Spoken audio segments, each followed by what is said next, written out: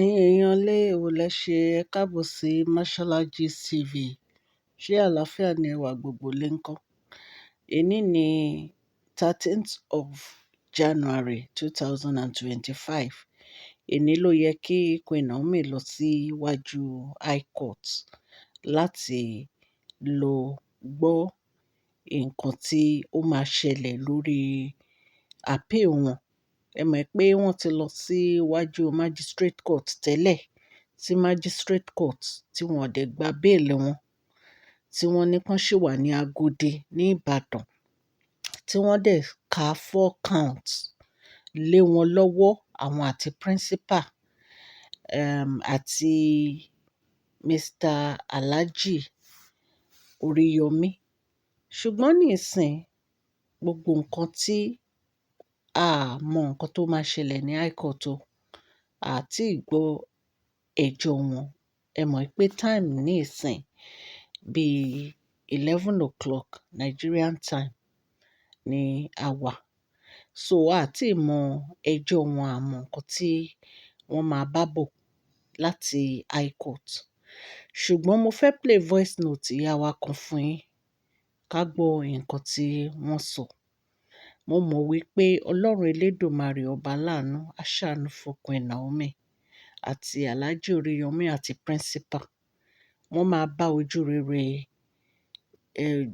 George pàdé ní High Court. Èsì ayọ̀ dẹ̀ la máa gbọ́ ní agbára Ọlọ́run. Ẹ jẹ́ ká gbọ́ nǹkan tí ìyá wa yìí sọ. Síta tó wá ṣe nǹkan tó ṣe yẹn, ọba tún wá confirm wípé the event, wọ́n sọ wípé fìlà yẹn, wọ́n sọ wípé are facing 4 counts of conspiracy of causing DEATH, of causing pain by negligence. Ó dà pé mo ti kà yẹn fún yín tẹ́lẹ̀.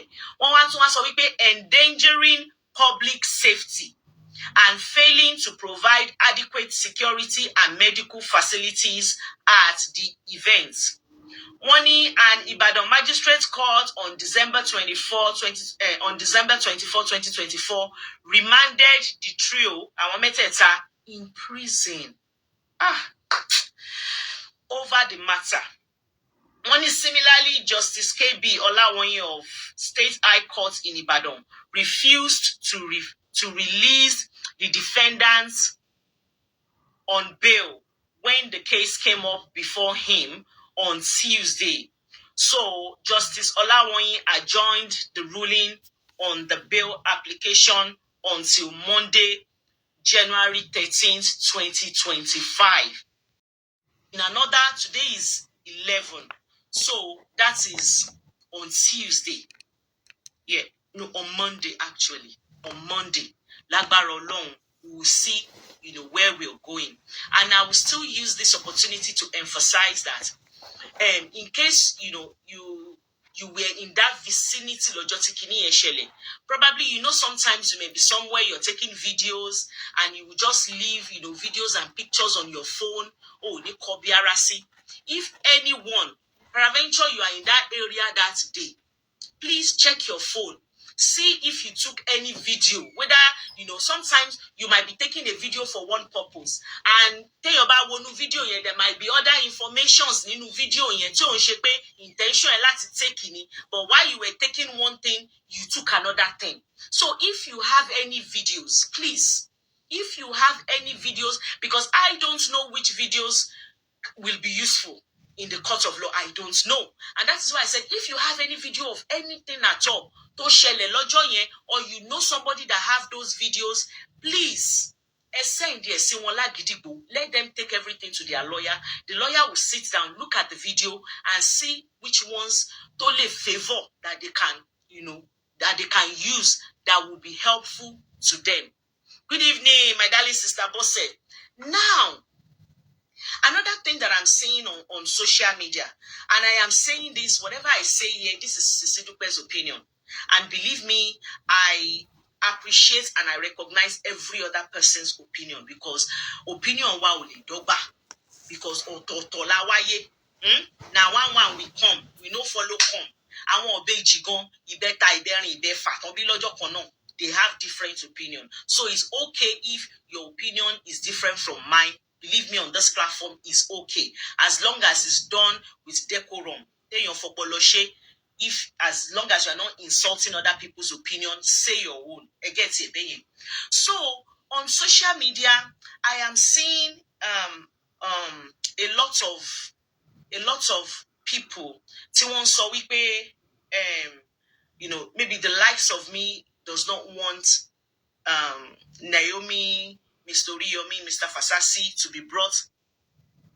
Amen, Sister Bimbola, amen. Like we don't want justice to be served. And somebody like me, some people see me as somebody that want to hinder the justice by speaking for them. Now I want to put these questions out there, Sigbobowa, that we are talking. If Naomi was your sister, let's assume that all this is come. Let's assume. I'm assuming. I am not the court of law. Let's assume that that she actually did it. If she's your sister, if she's your senior sister, if she's your junior sister, if she's your daughter, if she's your cousin, if she's your relative, will you want her to buy? You won't want her to buy. So sometimes we don't need to wait until somebody is our sister. Especially when they have tí wọ́n bá ní àwọn nǹkan tí wọ́n ti ṣe sílẹ̀ ní dáadáa téèyàn lè tọ́ka sí. Believe me, this thing that happened to these three people can happen to somebody else, and even irú èmi mo lè join àwọn tó ń sọ wípé ó yá ẹ lọ gbórí wọn wá. Probably bóyá wọ́n ní àwọn antecedent kan tèmi náà orí tí mo wò pé àwọn antecedent kan tó ti ṣe tipẹ́ yìí pẹ̀lẹ́ lè tán ṣe. ẹ̀yin èèyàn lé gbogbo ọ̀rọ̀ lẹ ti gbọ́ lẹ́nu sísítà wa tó sọ̀rọ̀, ṣùgbọ́n lẹ́yìn ìgbà tí Queen Naomi àti Alhaji Hamzat tí wọ́n lọ sí court lénìí, nǹkan tí a gbọ́ nìyí tí lọ́ọ̀yà wọn sọ, ẹ jẹ́ ká jọ gbọ́.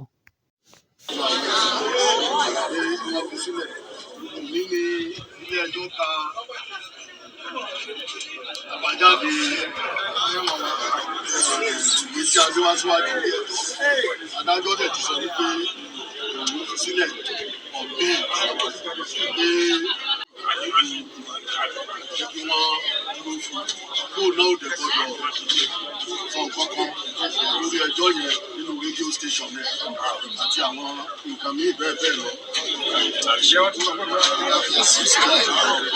Ní ìsìnkú sí ìgbọ̀ngàn níwájú ilé ẹjọ́, nǹkan tí bá gbé wá ni pé wọ́n fi sílẹ̀ ọ̀gbìn ìyẹn náà wọ́n dẹ̀ ti gbọ́ ní ìsìnkú.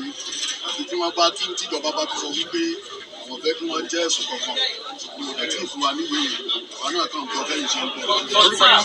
Ṣé ó ní freedom láti ṣe ètò kankan lórí program? Ó lè ṣe tú ẹ tí ò bá ti ní í ṣe pẹ̀lú ẹjọ́ tó wà nínú